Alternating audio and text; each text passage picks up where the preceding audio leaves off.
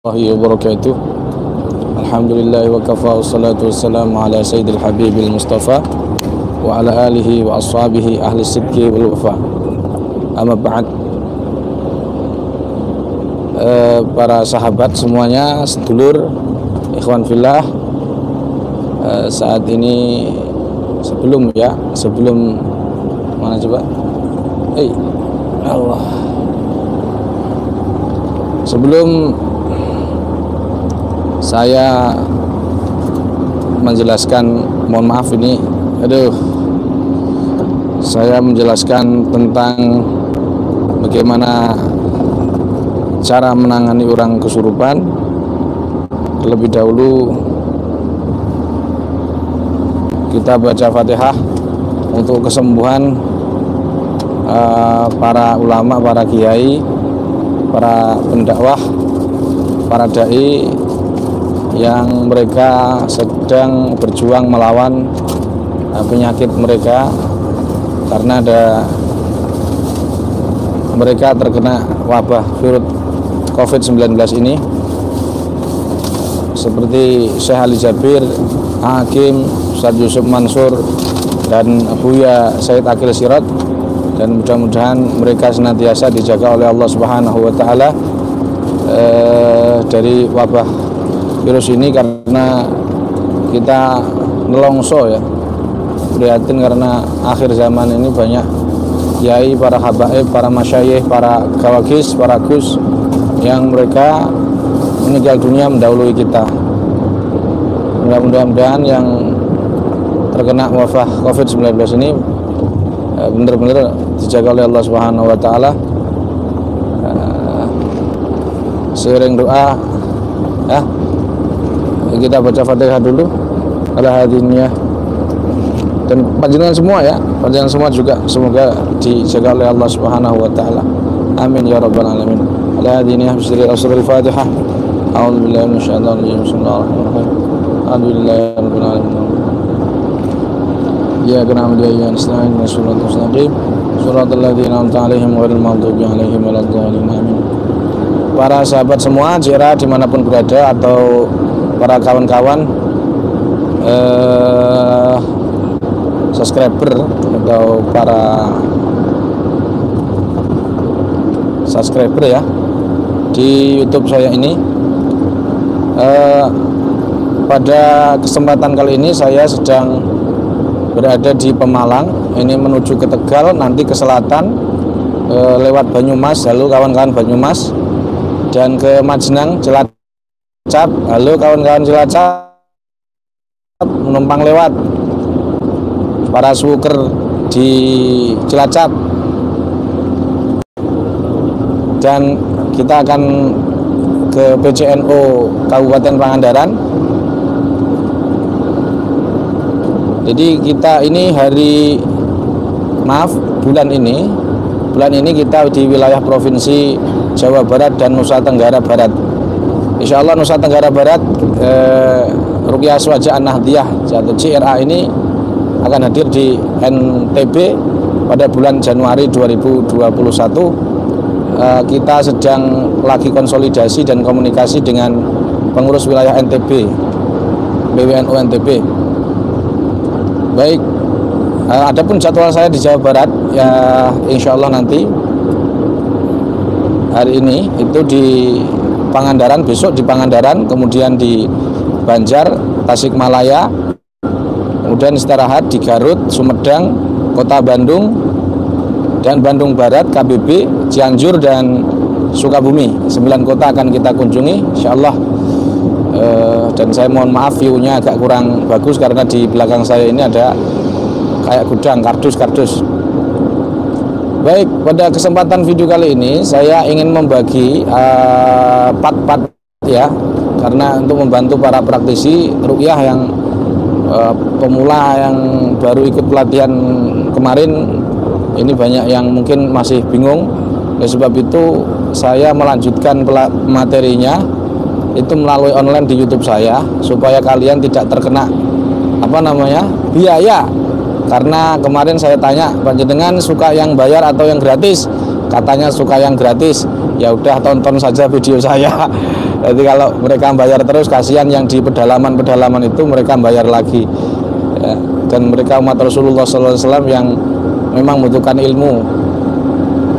Jadi saya pada pembahasan kali ini saya akan membagi 3 bagian ya. Pertama, cara menangani kesurupan ya. Kesurupan bukan abreaksi ya, beda antara abreaksi dan kesurupan. Abreaksi itu adalah gejala psikologi seseorang ketika perasaan-perasaan trauma dan seterusnya, alam bawah sadarnya ketika bergejolak. Jadi ini yang saya maksud kesurupan karena faktor gangguan non medis.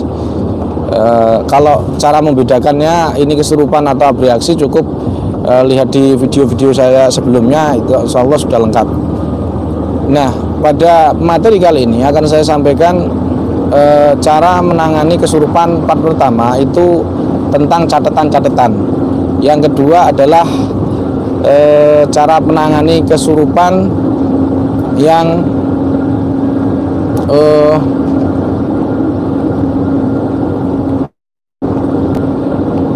prakteknya ya, praktek cara menangani kesurupan. Dan yang ketiga adalah cara efektif paling cepat penanganan kesurupan dalam mungkin hitungan menit lah kalau jinnya bandel.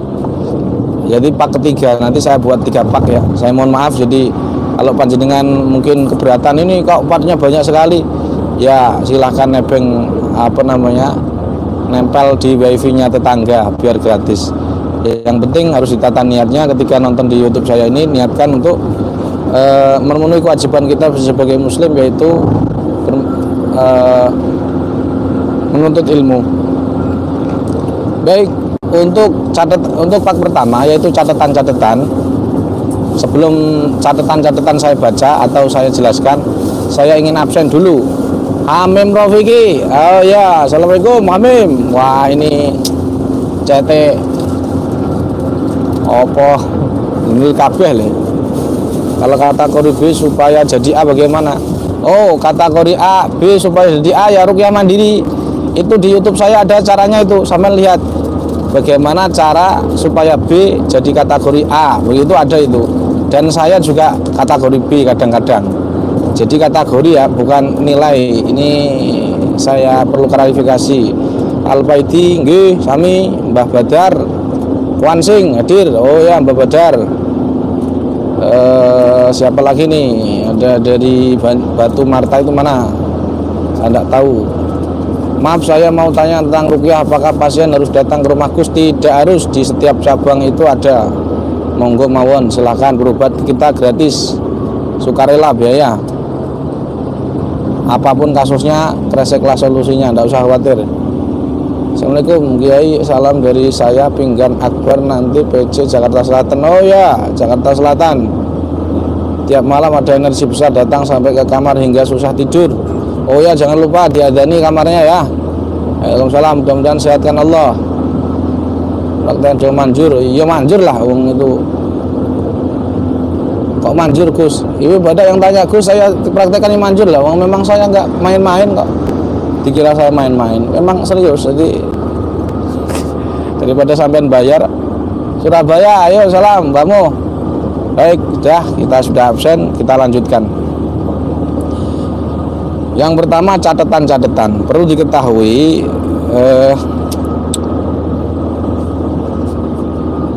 cara penangani gangguan gaib. Jadi yang saya maksud ini adalah gangguan gaib ya.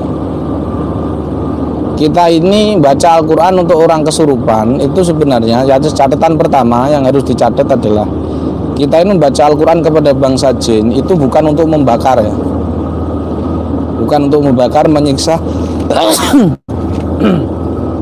atau menyakiti. Maka kalau ada seorang beruqyah, yo saya akan bakar kamu, itu sebenarnya bukan bakar. Jadi niatnya harus bukan bakar atau menyiksa, bukan, tidak boleh. Jadi niatnya apa? Niatkan adalah taat kepada Allah dan Rasulnya. Karena Rasul itu juga pernah membacakan Al-Quran pada jin, dan yang niatkan adalah taat kepada Allah jin. Catatan yang pertama. Selanjutnya, apa bedanya ini kesurupan atau abreaksi? Yang paling mudah adalah diagnosa. Jadi diagnosa dulu. Kalau dia sering lupa rakaat sholat, was-was dan suka marah, ya itu mungkin, ya itu memang gangguan gaib, dan itu yang infokan Nabi, bukan orang psikologis atau orang hipnoterapi, tapi Rasulullah SAW. Yang selanjutnya, jadi sebelum proses ruqyah kan ada diagnosa tuh. Tadi kalau dia itu psikologisnya kuat, maka kalau dia menjerit, mencengkram, itu bukan jin, tapi lebih cenderung ke trauma, ya, baik trauma secara lingkungan, tekanan batin, tekanan orang tua, dan seterusnya. Makanya kemarin kita lihat baik-baik cara saya menangani orang kesurupan frontal di Lebak kemarin, ya. Ada santri puluhan lah, itu santrinya kan nangis semua, nangis semua. Saya cuman tidak tarik, saya tidak narik, cuman relaksasi, tarik nafas, keluarkan dari mulut, tarik nafas, keluarkan dari mulut. Nah begitu, itu kalau abreaksi ya seperti itu. Jadi tidak perlu di membakar ayat siksa terus, tidak usah, cukup tarik nafas, relaksasi. Nah, tapi kalau yang dimaksud jin itu ya ada caranya, nangani sendiri, tidak segampang nangani orang yang abreaksi. Kalau abreaksi mah diamin aja kan, tarik nafas, keluarkan, dia akan istighfar terus sembuh insya Allah. Tapi kalau gangguan gaib enggak, karena itu memang dari jin, bukan dari psikologi seseorang. Nah, tadi sudah saya ajarin cara ngeceknya, ya. Sudah, kita anggap sudah selesai cara, ya. Keluhan paling gampang itu kalau dia keluhannya kepala pusing, punggung berat, tulang ekor panas, ya mungkin sihir, cari bukulnya. Kalau ketempelan, ya sakitnya di depan, sakit gigi, dada sesak, sering melihat jin, ketempelan, atau lain sebagainya, itu biasanya ketempelan. Oke.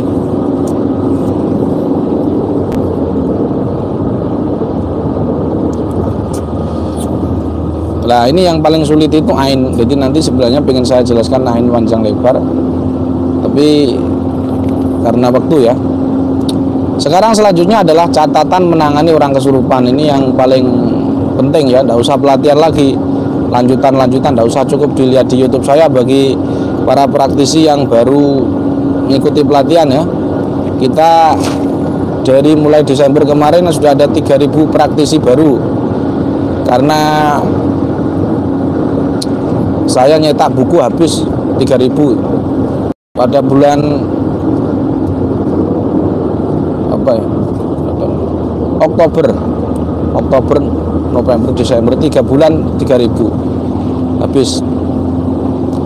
Baik, ada catatannya. Yang pertama, kalau nangani misalkan ada orang kesurupan nih, tapi kamu harus tahu tuh kesurupannya sebab apa. Jangan asal.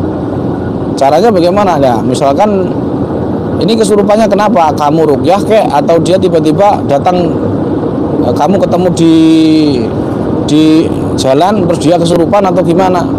Kan begitu.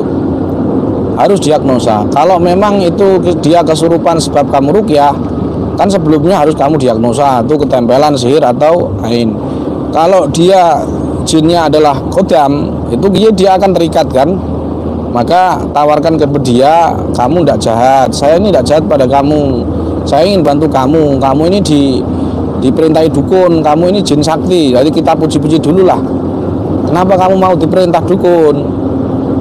Saya mau bantu kamu. Udah, kamu kan diikat. Kenapa diikat? Ini karena sebagaimana Allah Subhanahu wa taala mengatakan, wa min syarrin nafasati fil uqad. Jadi ketika dukun itu meniup sesuatu, ya kan, misalkan di minyak, di rumahnya, atau ada foto pasien, terus dirapeli dengan rapelan bacaan, ditiup, maka secara otomatis jinnya itu dari mana? Jinnya ya tergantung, bisa jadi sekitar rumahnya itu ketarik ke minyak tersebut, kemudian secara gaib terikat, maka jin itu akan masuk melalui misalkan foto, ya, maka kepala yang kena ini, santet ini akan pusing. Nah, jinnya nanti kalau kesurupan dia akan terikat secara gaib. Maka kalau memang yang kesurupan itu bukan jenis ketempelan tapi santet misalkan, maka kamu tawarkan, akan saya tawarkan, kamu mau enggak saya lepas ikatanmu, Mau. Nah, kamu bacakan kaf ha ya ain shad begitu. Tes. Mohon maaf. Ini suara saya jelas enggak ini? Halo, suara saya jelas enggak? Nanti saya nih. Jelas ya? Oke, alhamdulillah. Baik. Cara menangani kesurupan yang jelas, yang pertama, kamu harus ngedolkan mentalnya jin, karena permainan otoritas dalam pertemuan dengan jin ini penting. Jadi kamu permainan otoritas artinya apa ya, mengedolkan mentalnya jin gitu, karena memang jin itu di bawah manusia. Kita kan khalifah, pengganti dari Banul Jan. Maka secara fitrahnya memang manusia lebih mulia daripada jin. Maka dengan kemuliaan itu kamu ngomong aja kepada dia, kamu percuma kamu ngelawan saya, nggak akan mampu kamu, begitu. Jadi intinya mentalnya si jin ini harus didownkan dulu. Kamu percuma nyerang saya, ini saya teman-teman saja kamu ngelihat saya sudah begini, harus begitu. Ini bukan berarti kita sakti atau sombong, tapi tidak boleh kita ini sombong ketika ketika berhadapan dengan jin, itu tidak boleh. Jangankan pada jin, yang orang kafir aja kita nggak boleh sombong, kan begitu. Innalillahi. Dan selanjutnya apa kalimatnya untuk mengedonkan jin ini supaya tidak melawan. Semisal begini, "Hei jin, kamu percuma kamu ngelawan aku. Percuma kamu ngelawan aku. Misalkan kamu bukan kelasku lah." Begitu. Berkali hatimu nggak boleh sombong, sama sekali nggak boleh sombong. Percuma. Kan makanya kamu kan sering lihat saya kan, kowe kok ngate ngelawan kiai iki karepmu piye? Wong kowe karo dukun kalah kok. Lah dukun karo kiai nyantet gak iso. Lah seperti itu. Itu karena sudah saya uji coba bahwa jin itu memang penakut. Sebagaimana perkataan Imam Mujahid, innahum yuhabunakum kama tuhabunahum. Lah kenapa jin terlihat ganas? Karena kamu takut. Jadi ketika kamu berhadapan dengan jin, kamu harus berusaha menampakkan kamu ini berani, begitu. Jadi dia ini melihat wajah kita, dia tidak bisa melihat hati kita. Sungguh tidak bisa. Maka panjenengan cukup lihat jin, kamu kalau melawan saya, kamu akan semakin lemah, kekuatanmu semakin hancur, mesti kamu akan saya ambil, misalkan begitu. Nah, bilang aja begitu. Jadi yang pertama, cara penanganan adalah melemahkan mentalnya si jin tersebut. Jadi kamu nggak usah takut wajahmu, biasa aja, jangan kok kayak kasino.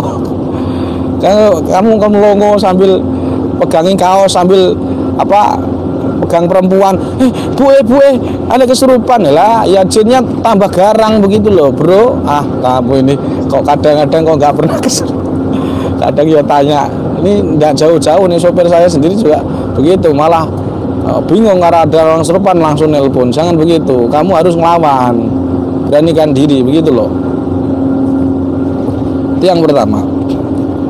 Yang selanjutnya untuk menangani kesurupan, ini catatan ya. Jadi catatan yang kedua adalah jaga jarak. Jadi jangan sampai kita ini kalau bisa, kalau cara menangani orang kesurupan yang kalau kita belum ahli, ini saya sarankan jangan di depannya yang kesurupan. Kenapa? Karena kalau kita di depan yang kesurupan, kemudian dia ini misalkan kodam orang tua, itu kan biasanya dia jaga tuh, itu energinya kuat itu. Dan nanti kalau dia khawatirnya, dia langsung tiba-tiba mukul pak begitu. Nah, kamu yang malu, begitu loh. Bukan masalah kamu mati atau enggak sampai mati. Cuman kamu malu begitu aja.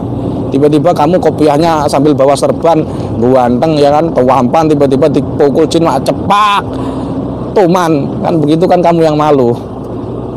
Kan begitu. Makanya kalau nangani orang kesurupan itu jangan terlalu dekat, jaga jarak. Kan begitu. Terus posisimu jangan sampai di depannya. Jangan sampai di depannya. Kalau bisa, kecuali kalau kamu sudah pakar ya, maksudnya sudah terbiasa. Ini mungkin sudah tahu, bisa deteksi, wah jinnya ini tingkat RT ini nggak gampang begini. Nah, kamu di depannya sambil mentelik ini begini aja boleh. Tapi kalau kamu masih bingung, ragu, maka ya nggak usah di depannya. Caranya di samping atau di belakang, begitu ya. Jangan sekali-kali di depannya. Itu catatan yang kedua. Kemudian yang ketiga, ini jangan kayak di TV-TV, yaitu upayakan yang kesurupan tidak dalam posisi berdiri. Kalau dia posisi berdiri, khawatirnya nanti ya kan dia akan kabur. Kamu lihat di TV-TV, di Trans TV, di mana itu kan kabur dia. Kenapa? Karena kita ini membiarkan si sosok ini, si jin yang kesurupan ini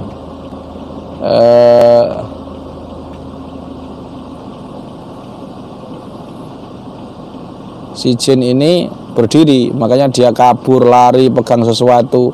Bahkan dulu saya pernah di Pasuruan itu ada palu, dia itu mau ngambil palu, begitu. Tapi alhamdulillahnya sebelum ngambil sudah tahu. Makanya jangan, saya kan bilang ini kalau si yang kesurupan ini dia berdiri, langsung kamu apa ya, jigal itu bahasanya, kamu jigal gitu. Kamu pokoknya bagaimana supaya dia posisi duduk atau posisi terlentang. Jangan kayak di TV-TV loh ya. Nanti kamu malu kalau tidak tuntas-tuntas. Kenapa? Karena jin ini kamu nggak ngerti ya. Jin ini kebanyakan yang nyurupi orang itu jin-jin jenis, kalau dia keluhannya di kepala pusing ya, itu jin-jin angin. Lahum ajnihatun yatiruna fil hawa, kata Rasulullah Shallallahu Alaihi Wasallam. Jadi jin itu ada yang jin toyar yang punya dia punya sayap, terbang-terbang. Nah, dia itu kelemahannya semakin dekat tanah maka dia akan cepat sadar. Makanya kalau dia posisi berdiri, kamu langsung serempet dia biar terlentang atau posisi duduk. Itu lebih mudah daripada dia posisi berdiri. Posisi berdiri kok didiamin, yang nanti dia mukul, nendang dan seterusnya,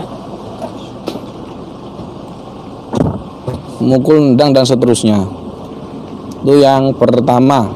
Yang ketiga. Yang selanjutnya, yang keempat, catatan untuk menangani orang kesurupan ini adalah kamu minimalisir sentuhan kepada yang pernah kesurupan. Jadi kalau kamu, walaupun sesama lelaki, saya ulangi, walaupun sesama lelaki. Saya pernah ditanya orang, Gus, ini saya habis ngeruqyah, ya puslapo, ini saya habis ngeruqyah loh mas. Nah, ini salahmu, kamu dipegang enggak? Iya, dia megang saya begini. Nah itu, jadi si jin ini bisa, perlu diketahui, dia ini bisa menyerap kalori kita. Jadi kalau kita di posisi, maaf saya akan praktekkan ya, ini tanganmu ya, ini tanganmu kan dipegang begini. Nah, dia akan bisa nyedot begini. Tapi kalau pakai kain begini, insya Allah enggak terlalu kram. Jadi begini. Nah, dulu saya itu pernah, itu ada perempuan yang dia ini disukai tokoh kuda lumping. Kan itu kan ganas itu kalau jin kuda lumping, karena jinnya biasanya jenis kafir. Jadi kalau dibacakan satu ayat sudah frontal itu. Nah nanti dia ini posisinya, saya ini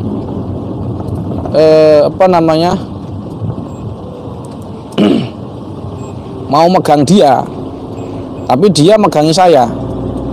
Nah setelah megangi saya itu dia hanya 5 menit itu begini. Ketika saya mau berdiri, tiba-tiba agak sedikit lemes, loh kok begini. Terus saya cek, ternyata di bagian tangan saya ini memang semacam ada energi yang nyedot. Maka jangan sering-sering megang lama-lama orang yang kesurupan meskipun dia sesama jenismu, maksudnya laki-laki, kan begitu. Jangan kok kamu terus yang megang kesurupan perempuan cantik, terus kamu biar dia didiami enak ngulek badi misalkan, ya kamu sendiri nanti tahu resikonya. Selain tidak ghadul basar, ya dosa, ya kamu lemes, ya lemes semuanya kan, gitu. Mohon maaf, kayaknya nyalakan dulu.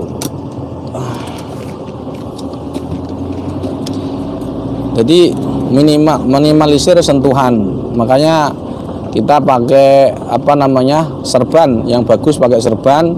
Lihat saya itu cara narik saya itu kan pakai serban saya. Kadang ya tidak nyentuh, kadang ya tidak nyentuh, cuman ditiup saja atau di isyarah saja begini keluar. Cuman kan tidak mesti setiap jin begitu, harus tahu jenis-jenisnya.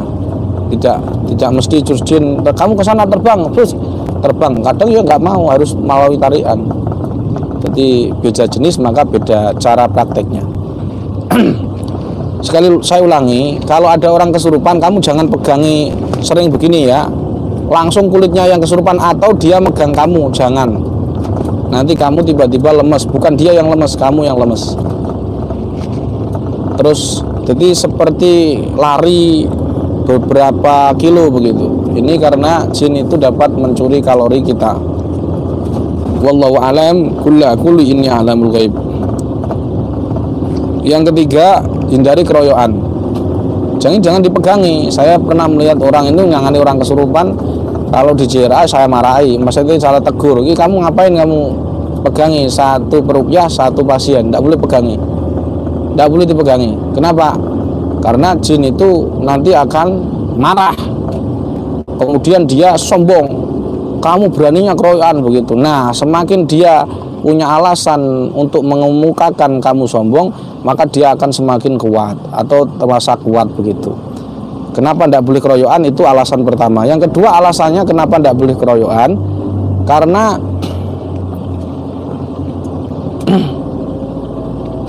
orang kesurupan ini karena suplai oksigen, sebagaimana intisari dari perkataan Imam Ibnu Hajar Al-Asqalani. Jadi karena terlambatnya oksigen suplai ke otak, karena si sukma manusia ini secara otomatis diendih apa nih ya? Diendih di apa nih Mas? Dicolong. Diendih itu ya ya Allah. Diambil alih, diambil alih oleh si jin itu. Makanya dia sulit sadar. Dengan kamu berkerumun keroyokan, itu maknanya suplai oksigen di otak si mashur, masru' itu orang kesurupan itu akan tidak cepat nyampe. Suplai oksigennya berkurang gitu loh, kamu sedoti. Makanya cukup satu orang aja, terus kasih kamar, diamin aja, dan nanti diam aja sendiri, sadar-sadar sendiri kalau memang suplai oksigennya secara ke otak ini maksimal. Terus kamu tinggal didiamin, jangan dikeroyok, didiamin di tempat yang sejuk, kemudian kasih kipas atau kamu kasih air di daerah otak sini, karena kalau di otak kecil sini panas dia, yang karena dia dirasuki jin. Nah, di otak ini otak kecil kamu pegang sendiri ya, coba otakmu dipegang. Kalau nggak ada dekokan ini, nggak ada lubang ini, berarti kamu nggak punya otak. Coba otakmu dipegangin. Itu catatan yang kelima. Kemudian yang keenam, kalau dia misalkan kesurupan ini ya, muntah, udah keluar ya, muntah, ya. Terus ada astagfirullah. Nah, dia kan sadar tuh. Nah, sadar itu belum tentu keluar. Saya ulangi kalimat saya, sadar itu belum tentu keluar. Nah, bagaimana cara ngeceknya dia sudah keluar atau tidak? Gampang, tarik nafas, keluarkan mulut, tarik nafas, keluarkan mulut, pejamkan mata, cari ada yang energi yang ada masih sakit enggak? Ada. Sentuh. Nah, sentuh terus. Kamu bilang aja, jangan sembunyi sini. Nah, nanti dia akan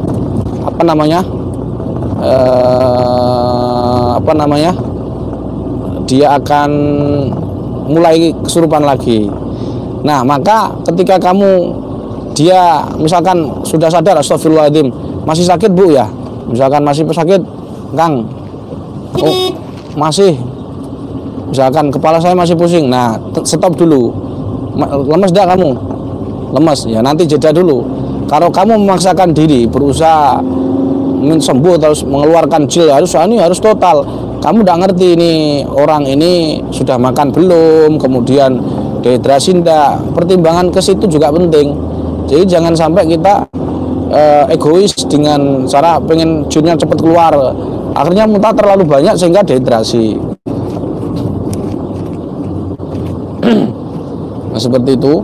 Maka cara poin yang keenam adalah beri jeda waktu, kesempatan untuk si orang yang kesurupan ini istirahat.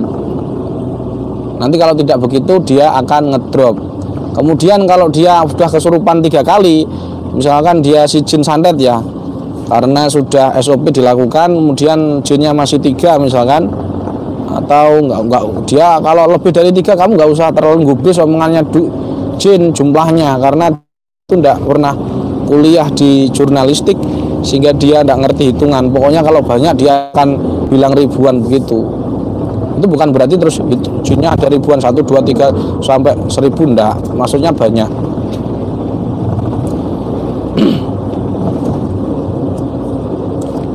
Jadi kalau dia nganti ngedrop ya, misalkan aduh Pak Ustadz saya ini habis diruqyah ini ngedrop, nah jangan khawatir, siapkan madu. Dia suruh minum madu, minum bukan nyicipi ya, namanya minum. Jadi ambil gelas, taruh madunya dikit aja, dah suruh istirahat, ngadu anget. Besok kalau masih ada sakit baru diruqyah. Jadi baru dikeluarkan lagi gangguannya. Jadi jangan terlalu posesif, jangan terlalu agresif sehingga mengenyampingkan kesehatan dehidrasi ini. Nanti kalau kamu ruqyah terus menerus, pengen mengeluarkan gangguan gaib terlalu nemen, terlalu keras, tidak mempertimbangkan kesehatannya, malah yang jadi adalah dia nanti diinfus di rumah sakit. Wallahu alam. Yang ketiga, kalau memang ada orang terkena santet jinnya, itu usahakan dia jauh dari buhul sihir ya. Kalau bisa jangan diruqyah di rumahnya itu. Nah makanya kemarin ada praktisi JRA yang dia ngeruqyah menggunakan mediator si pasien. Jadi bukan mediator, dia bawa mediator enggak, tapi pasien dipejamkan mata, suruh deteksi keliling rumah. Lah seperti itu malah justru parah nanti. Kenapa? Lah karena dia dekat bukul, ya jelas saja dia nyetrum nanti. Ya, jadi terus bagaimana langkah yang baik? Langkah yang baik itu deteksi dari jarak jauh, ya kan? Deteksi dari jauh itu karena Nabi sendiri ketika ketika dekat dengan sumur, kemudian suruh buhulnya itu mau sahabat mau diambil. Kata Rasulullah SAW, aku khawatir terjadi apa-apa pada kalian, maka buhul sihir ini membahayakan, jangan langsung diambil begitu. Kamu kemudian rompinya JRA, tapi deteksi buhulnya kayak di TV-TV itu memang terlihat kalau orang jadi tontonan, tapi kan aib itu, aib pasien kita yang harus kita jaga kehormatannya, kita jaga privasinya. Kalau jangan sakti-saktian, kan kasihan mereka umat Rasulullah SAW. Nah, kalau di TV-TV itu kan tidak ngurus itu pasiennya, itu kelihatan orang atau apa, nanti dia malu. Jangan sampai begitu. Terus kira-kira menurut saya ya, bukan menurut orang ya, kira-kira menurut saya bagaimana deteksi jarak jauh? Misalkan rumahnya di Tuban, kita deteksi dari Jakarta bisa jarak jauh, karena di alam jin itu tidak mengenal ruang dan waktu. Makanya nyantet itu jaraknya tidak ngerti rumahnya, jalannya jalan apa, ya tetap aja tepat sasaran begitu loh. Karena di alam jin itu tidak mengenal seperti itu, tidak mengerti jarak, ruang dan waktu. Makanya deteksi jarak jauh bisa, dideteksi jarak jauh. Kalau ketemu bukulnya dihancurin sendiri si peruqyahnya ini. Jangan sampai pasiennya disamperin keliling rumah suruh deteksi dekat buhul, nanti kesurupan. Nah kalau kamu bisa deteksi ini masih ada enggak masalah. Masalahnya kamu kan mungkin baru begitu, baru terus dikira DRA nggak ngerti cara deteksi buhul, kemudian kamu tajribah sendiri, pasien dikelilingkan itu, waduh, nanti kalau dekat buhul kesurupannya makin parah. Karena bisa jadi satu buhul itu 7 hingga 10 jin yang berdiam diri di situ. Tunggu momen nyerang, lah kok kamu malah, dia ini si jin ini di buhul itu nunggu momen nyerang, lah kok kamu malah apa ibaratnya mangsanya kamu kasihkan si jin itu, ya dia melahap masuk. Jadi kalau kasus sihir usahakan itu cara nangani kesurupannya, usahakan dijauhkan dari buhulnya, jangan justru didekatkan kayak di TV-TV atau di ruqyah. Sebaiknya ya, sini saya katakan sebaiknya karena saya juga pernah melakukan dan sering juga melakukan. Tapi kan ini kan kalau sudah kalian ahli tidak apa-apa, tapi kalau belum ahli narik jin atau nangani kesurupan, lebih baik kalau kamu ruqyah itu jarak jauh. Misalkan ini orangnya orang di Tuban, kamu deteksi dari sana, di ruqyah di sana dulu. Nah hasil deteksiannya itu di salah satu rumahnya itu dicari, digali, dicarilah terus kemudian jin-jin yang ada di situ diusir tanpa mediator. Tanpa mediator maksud saya tanpa pasien, jadi kamu sendiri yang ada nih. Itu saja saya kira, mudah-mudahan bermanfaat panjenengan semua. Kita sekarang menuju ke Pangandaran. Ini sudah sampai mana ini? Slawi, Kota Tegal. Ini saya setkan Tegal ya. Ini Tegal. Assalamualaikum Tegal. Sebentar, ini ada pertanyaan, sambil jawab pertanyaan ya. Saya akan jawab pertanyaan sebelum saya tutup. Saya memberi kesempatan panjenengan semua. Jadi saya mohon maaf, ini saya jawabannya agak cepat ya, sebisa saya. Jadi tidak setiap pertanyaan bisa saya jawab loh ya. Jadi sebisa saya, kalau saya tidak bisa ya saya akan bilang tidak bisa. Mana ini ada pertanyaan enggak? Ini Gus, saya setelah pelatihan sudah ditangani Gus, tapi sekarang panas dan kepala masih suka pindah-pindah. Ini kasusnya apa? Azhara Haura. Ini saya nggak jelas. Kasus kamu apa? Ketempelan atau kasus sihir? Nggak jelas ini kasusnya apa. Mohon maaf ya, saya teruskan. Gus, apa bisa meruqyah lewat media foto? Sangat bisa.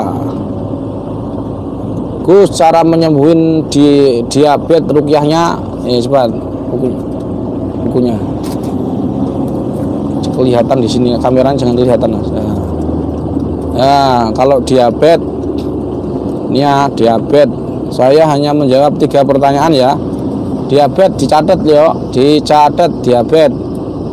Kamu cari daun insulin, daun salam, mengkudu, kemudian dibacakan ayat syifa, minum 2 kali sehari. Insya Allah diabetes cepat luntur. Ya, dah itu. Pertanyaan selanjutnya ada enggak? 3 saja pertanyaannya. Wirid sakron bisa dijazakan marki tidak? Oh, tergantung tadi. Oh, tergantung. Kalau dia bentengnya lemah ya jangan dulu no sakron, nanti panas dia nanti. Makanya saya tidak ijazakan sakron ke setiap orang. Lihat dulu dia A atau B. Kalau B ya tidak saya ijazakan sakron. Kemarin itu ada orang yang aslinya A, karena sakronnya dibacakan 3 kali sehari, sesering mungkin malah kesurupan. Bukan karena sakronnya ini, karena dia orang yang ijazah ini sembarangan. Oke. Marki tergantung ya. Kalau baik pada subuh boleh. Tapi kalau dia tidak fatal ya. Kalau yang aman bagaimana? Aman Yasin ayat 9 saja, Al-Falaq An-Nas. Itu. Buhul dianjurkan secara gaib, apakah bisa Gus? Bisa. Kalau gak cukup 250. Ya bisa, nanti insya Allah kita akan bisa. Agak perlu proses ya. Ya seperti mana Alfil itu loh, yang di saya itu ada, bisa gitu Cakmu. Insya Allah subscribe, jangan lupa semuanya. Cari akun namanya Cakmu, jangan lupa unsubscribe, unlike, dan no comment. Kudus, insya Allah ikut Kudus, ikut Jawa Tengah, ikut aja Jawa Tengah pelatihannya. Nanti Jawa Tengah cuman berapa hari itu? Hari apa Jawa Tengah ya? Februari.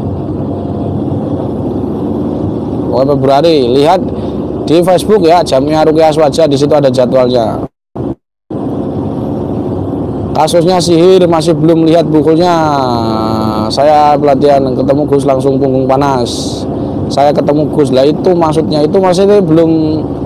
Pokoknya begini loh Mbak Zahra Haura, kalau kasus sihir itu selama towernya belum hancur, sinyalnya tetap ada. Jadi selama kalian sampean ini deteksi buhul, ya tetap tidak bisa sembuh. Begitu. Di luar